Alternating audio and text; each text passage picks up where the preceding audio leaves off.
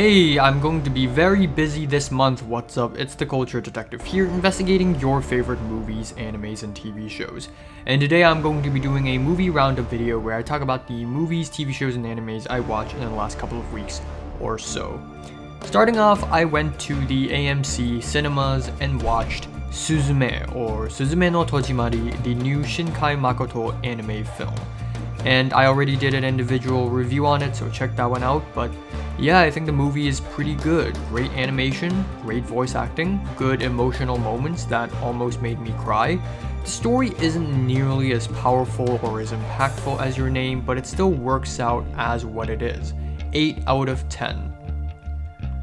Then I went to the theaters again to watch Taxi Driver, and it is a rewatch. This time I watched it at Landmark Westwood and I watched it with my friend Cliff.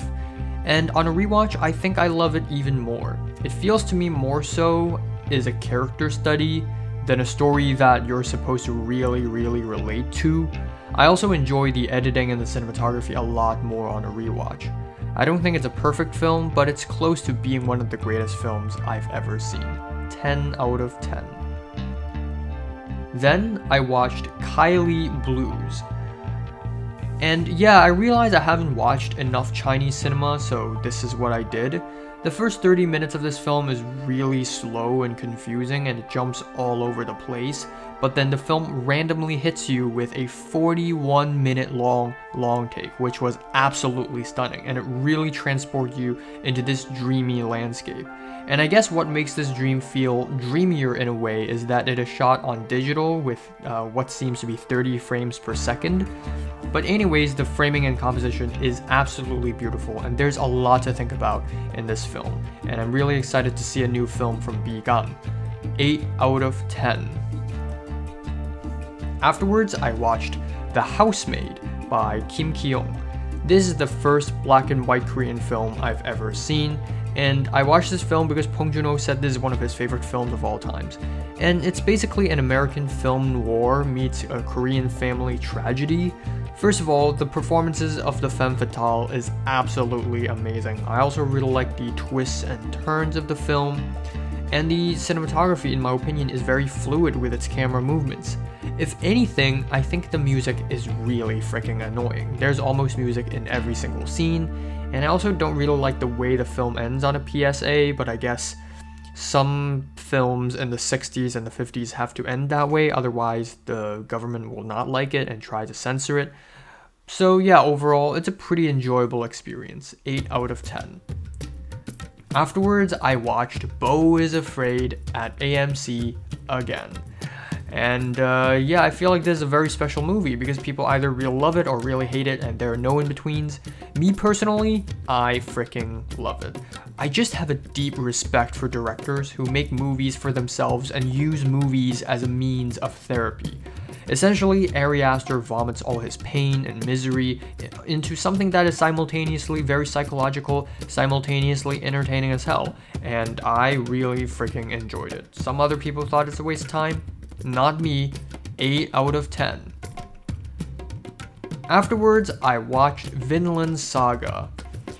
Yeah, I finally finished watching the anime. I binge watched the last 13 episodes within 2 days.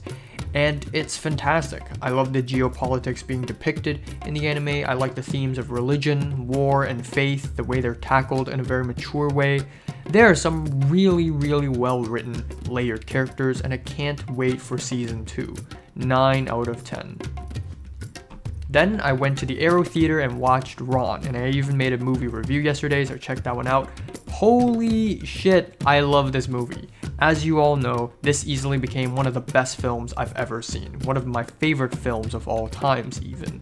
This film is like seeing color for the first time. This is the first time I've seen a Kurosawa film in color, and man, it's gorgeous. The music, the editing, the production design. On a technical level, this film is pretty much perfect. But content-wise, this is also a fantastic film that discusses war and the human condition. It has plenty of memorable scenes, and I am super shocked that Kurosawa was nearly blind when he made this film. 10 out of 10. Anyways, for the following 5 films or short films I'm going to mention, I watched them all in one day, in the HKOS Film Festival, all the way in Whittier. Yes, I went back to that place again. And I got yelled at by the boss of that organization, but hey, at least I could help out. First of all, I watched a short film called That Spring There Was Boot in the Sky of Hville. What is Boot? And yeah, this is kind of a disappointing short film. Also, this isn't the first time I saw the short film. I think I saw the same short film maybe around 3 months ago when I was judging which short film to screen for the short film festival. And yeah, the short film is sort of like a La Jetée ripoff, but with a terrible recording. I emotionally resonated with this film a lot, but it's just such a bland, boring way to express the emotion. 4 out of 10. Next, I watched a documentary called To Be Continued, and I didn't watch the whole thing. I watched the first 2/3, I guess, and it's really boring. It's not poorly made, the interviews are fine, the graphics are fine. It just tries very little to grab your attention and say anything interesting or do anything interesting with its subject matter. 6 out of 10. Following a break, I watched White Knight, which is another short film, and it's a really mundane, middle-of-the-road short film about Hong Kongers seeking refuge in Taiwan. Again, I really emotionally resonated with this film, and there are definitely sequences where I'm like, oh my god, this is really good. But then you get the Chungking Express flashback sequence, which is really dumb, and the film doesn't say anything that hasn't been said before or do anything interesting. The romance is very stiff, some of the dialogue is really awkward. 5 out of 10. Immediately afterwards, I watched Night is Young, which is the IFVA Best Short Film winner. And wow, I can tell why it won. This short film basically takes the Hong Kong protest story idea and basically tells the story of a taxi driver who changes his mind from being anti-protest to pro-protest. First of all, it's so refreshing to see a story told from the POV of someone who was against the protests at first. We see the character slowly change, and it's really believable and really humane. I also love the guerrilla filmmaking aspect of this film. There are a lot of protest footage in this film, but the thing is, they didn't stage a protest. It was literally happening as this film was being made, which is very impressive. 8 out of 10.